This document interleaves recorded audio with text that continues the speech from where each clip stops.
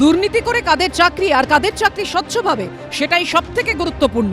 যোগ্য অযোগ্য পৃথক করা সম্ভব হলে সেটাই করা উচিত, নয়তো পুরো প্যানেল বাতিল করতে হবে। এসএসসির চাকরি বাতিল মামলার শুনানিতে বুধবার এমনই তাৎপর্যপূর্ণ মন্তব্য করলেন সুপ্রিম কোর্টের প্রধান বিচারপতি সঞ্জীব খান্না এবং বিচারপতি সঞ্জয় কুমারের বেঞ্চ, যার ফলে মেধার ভিত্তিতে যারা চাকরি পেয়েছেন তাদের উদ্বেগ উৎকণ্ঠা আরও বাড়ল। যারা মেধার বাইরে টাকা দিয়ে ঢুকেছে তাদের বাদ দাও, যাদের টাকা এসএসসি অথবা সরকারের লোকেরা নিয়েছে তাদের বাদ দাও। যদি না পারে এই অপরাধের দায় এসএসসি সরকারের প্রাতিষ্ঠানিক দুর্নীতি। গ্রুপ ডি এবং নবম দশমের শিক্ষকদের হয়ে বুধবার সওয়াল করেন আইনজীবী মুকুল রোহতাগি। আইনজীবী বলেন, হাইকোর্টের রায়ে যারা চাকরি হারিয়েছেন তাদের মধ্যে যারা নির্দোষ তারা তো সবচেয়ে বেশি ক্ষতিগ্রস্ত হয়েছেন। তখন প্রধান বিচারপতি সঞ্জীব খান্না বলেন, আমরা এটা বলে আসছি যে যদি যোগ্য অযোগ্য পৃথক করা সম্ভব হয় তাহলে সেটাই করা উচিত, কিন্তু যদি আলাদা করা সম্ভব না হয় তাহলে পুরোটাই উড়িয়ে দেওয়া হবে।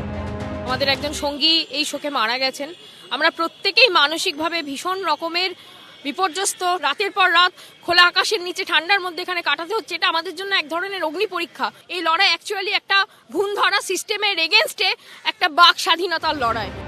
চলতি বছর 8ই জানুয়ারি সিবিআই যে সাপ্লিমেন্টারি চার্জশিট পেশ করেছিল এবং তাতে নীলাদ্রি দাসের যে ভূমিকা তা উদ্ধৃত করেন আইনজীবী। তখন আইনজীবীর উদ্দেশ্যে প্রধান বিচারপতি বলেন, আমরা কোনো নির্দিষ্ট অংশ নেব না, পুরোটাই নেব।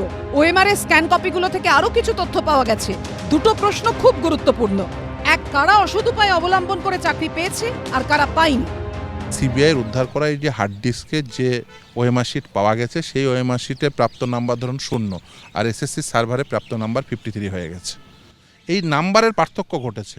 এখন যদি বলেন না ওই ওএমআর শিটটিও ঠিক নয়, ওখানে ম্যানিপুলেট করা হয়েছে, তাহলে বলতে হয় যে এভলিউশনটা তো ভুল হয়েছে, অর্থাৎ মূল্যায়নটি ভুল হয়েছে, তাহলে তো গোটা নিয়োগ প্রক্রিয়ার কিছুই থাকে না।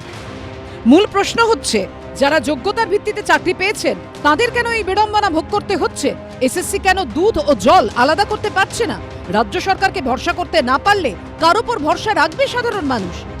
যারা দুর্নীতির সাথে যুক্ত বা কোনো রকম দুর্নীতি করেছে, মদত দিয়েছে, তাদের দৃষ্টান্তমূলক শাস্তি হোক। কিন্তু যোগ্য যারা আছে, যাদের আমাদের 17 দফার মধ্যে কোনো জায়গায় নাম নেই, আমাদের কি কারণে চাকরিটা যাবে? বুধবার আদালতে গ্রুপ সির চাকরিজীবী যারা হাইকোর্টের নির্দেশে চাকরি হারিয়েছেন তাদের আইনজীবী বলেন, সংশ্লিষ্ট মামলায় কোনো গুরুতর তদন্ত হয়নি, তবুও তারা চাকরি হারিয়েছেন। আইনজীবীর আর্জি তদন্ত করে দেখা হোক গোটা বিষয়টা অস্বচ্ছ নাকি নয়। তিনি আরো বলেন, কারো কারো বেনিয়মের জন্য সবাই কেন ভুগবে? যারা অনিয়ম করেছে তাদের অবশ্যই যাওয়া উচিত, যারা পেছনের দরজা দিয়ে ঢুকেছে তাদের পেছনের দরজা দিয়েই বেরিয়ে যেতে হবে।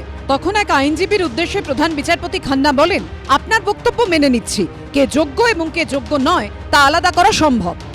পশ্চিমবঙ্গের শিক্ষাক্ষেত্রকে ধ্বংস করা এবং এতগুলো যুবক যুবতীর জীবন থেকে 8-10 বছর কেড়ে নেওয়া এবং যাদের বেআইনিভাবে চাকরি দিয়েছেন তাদেরও আবার অনিশ্চয়তার দিকে ঠেলে দেওয়া, আত্মহননের দিকে ঠেলে দেওয়ার দিয়ে যে পশ্চিমবঙ্গে আগামী দিনে চরম অরাজক অবস্থা তৈরি হতে চলেছে, তার জন্য দায়ী হচ্ছে তৃণমূল সরকার। এটাকে যোগ্য অযোগ্য এ বিষয়ে ইতিমধ্যেই এসএসসি চেয়ারম্যান এসএসসির পক্ষ থেকে তার বিবৃতি জানিয়েছেন। 26,000 চাকরি প্রাপকের ভবিষ্যৎ কি হবে তা কি 27 জানুয়ারি জানা যাবে? ওই দিন সুপ্রিম কোর্টে শুনানি। বিজেন্দ্র সিংহ, উজ্জ্বল মুখোপাধ্যায় ও আশাবুল হোসেনের রিপোর্ট, এবিপি আনন্দ।